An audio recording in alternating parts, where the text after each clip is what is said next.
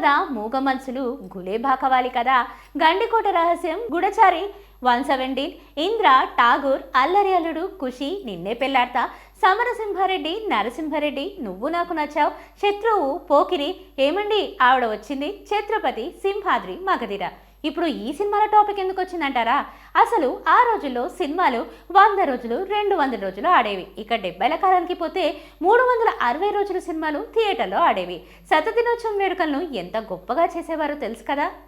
CD ప్లేయర్లు, DVD ప్లేయర్లు రాకతో సినిమాల పైరసీ పీక్లో ఉన్న రోజుల్లో సినిమాల రన్ని థియేటర్స్లో అత్యధికంగా 50 రోజులకు తగ్గించి ఆపై 4-5 వారాలకు తగ్గించారు.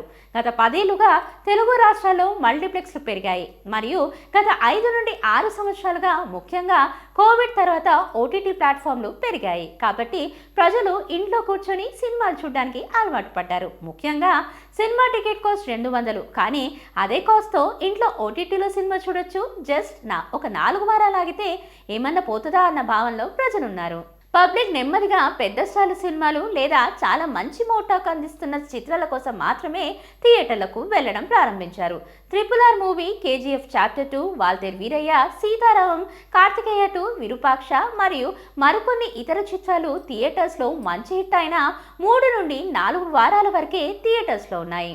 కానీ మళ్ళీ 2024లో కొంచెం పరిస్థితి మారింది. తేజ సజ్జా హనుమాన్, సిద్ధు జొన్నలగడ్డ టిల్లు స్క్వేర్, ప్రభాస్ కల్కి 2898 AD, నిహారిక కొనిదల, కమిటీ కుర్రాలు, నానే నథిన్ ఐ, junior NTR Devara part 1, Dulquer Salmaan lucky Bhaskar మరియు శివకార్తికేయన్ అమరన్, ఈ 8 సినిమాలు థియేటర్లో చాలా మంచి లాంగ్ రన్ సాధించాయి.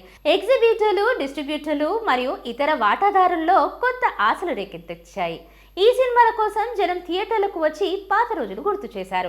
ఇదంతా జనవరిలో హనుమాన్తో ప్రారంభమైంది. ప్రశాంత్ వర్మ సూపర్ హీరో చిత్రం అండర్ డాగ్గా విడుదలైన బ్లాక్ బస్టర్గా నిలిచింది. 5 నుంచి 6 వారాల పాటు ఈ సినిమా థియేటర్లో చాలా మంచి వసూళ్లను రాబట్టింది.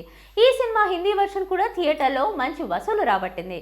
సిద్ధు జొన్నలగడ్డ యొక్క టెల్లు సీక్వెల్ టిల్లు స్క్వేర్ మార్చి నెలాఖరులో విడుదలైంది మరియు మంచి కలెక్షన్తో సుమారు నెల రోజుల పాటు థియేటర్లో రన్ అయింది.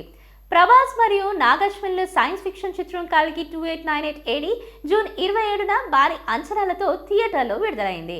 బాక్సాఫీస్ వద్ద 1000 కోట్లకు పైగా గ్రాస్ వసూలు చేసింది. తెలుగులోనే కాకుండా హిందీ, తమిళ భాషలో కూడా దాదాపు 50 రోజుల పాటు థియేటర్లో ఈ సినిమా చాలా మంచి వసూళ్లను రాబట్టింది. ఆన్లైన్ టికెటింగ్ పోర్టల్ అయిన బుక్ మై షోలో ఈ చిత్రానికి 1.32 కోట్ల టికెట్లు అమ్ముడయ్యాయి. బుక్ మై షో పోర్టల్లో ఈ ఏడాది అత్యధిక టికెట్లు అమ్ముడైన రికార్డ్ కల్కి 2898 AD పేరిట ఉంది. నిహారిక కొనిదాల కమిటీ కుర్రాలు 4 వారాల పాటు థియేటర్లో ఆడింది.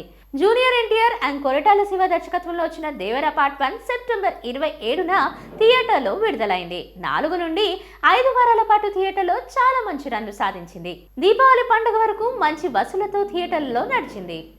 దుల్కర్ సల్మాన్ అండ్ మీనాక్షి చౌదరిల లక్కీ భాస్కర్ ఇంకా అమరన్ దీపావళి సందర్భంగా అక్టోబర్ 31న థియేటర్లో విడుదలై ఇప్పటికీ థియేటర్లో రన్ అవుతున్నాయి. ఇప్పటికీ ట్రెండింగ్లోనే ఉన్నాయి. ఈ 8 చిత్రాలతో పాటు నాని యొక్క సరిపోదే శనివారం, సింహ కొడూరి అండ్ సత్య యొక్క మత్తు మొదలరా మరియు కిరణ్ అబ్బవరం యొక్క కా కూడా 2-3 వారాల పాటు థియేటర్లో బాగా ఆడాయి. ఎంత ఆసక్తిగా ఎదురు చూస్తున్న పుష్ప 2 ది రూల్ 10 రోజుల్లో థియేటర్లోకి రాబోతుంది. ఈ సినిమా కూడా ఒక 6 వీక్స్ థియేటర్స్లో ఉంటుందని టాక్. సంక్రాంతి సినిమాలు విడుదలయ్యే వరకు పుష్ప 2 హడావిడి ఉంటుందేమో. సో అలా మెల్లిగా మళ్ళీ సినిమాలు థియేటర్స్లో 100 రోజులు ఆడాలని మనం కూడా కోరుకుందాం. Please subscribe to the channel and download the Politicos app from the links in the description.